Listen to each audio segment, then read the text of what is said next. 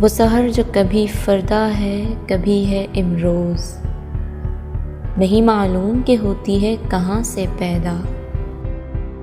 وہ سحر جس سے لرزتا ہے شبستان وجود، ہوتی ہے بندہ مومن کی اذان سے پیدا۔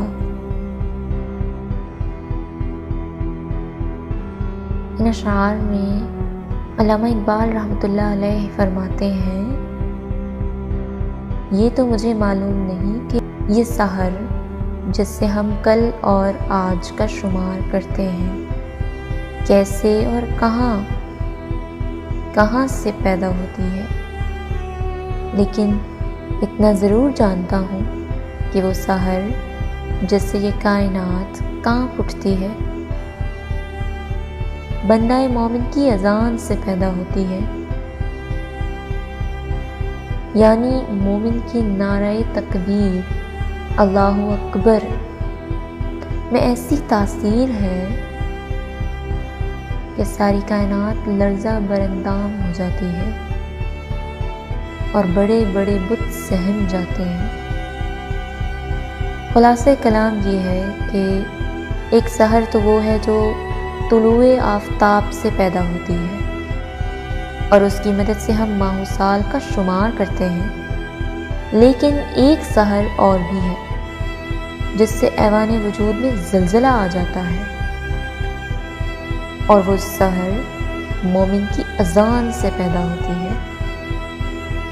اقبال کا کہنا ہے کہ نہیں معلوم کہ ہوتی ہے کہاں سے پیدا، محض تجاہل عارفانہ ہے۔ مطلب ان کا یہ ہے کہ ہر شخص جانتا ہے کہ وہ سحر طلوع آفتاب سے پیدا ہوتی ہے۔ اسلامی تاریخ میں بندہ مومن کی اذان سے ایسی سحر پیدا ہونے کی بہت سی مثالیں موجود ہیں۔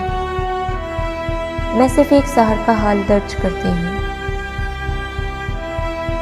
8 جولائی 811 عیسوی کو جب طلوع آفتاب سے پہلے مسلمانوں نے سرزمین اندلس میں فجر کی اذان دی اور جنگ سے پہلے اپنے سپہ سالار طارق بن زیاد کی امامت میں نماز ادا کی، تو وہ سحر پیدا ہوئی جس سے اسپین اندلس کی سرزمین لرزہ برندام ہو گئی۔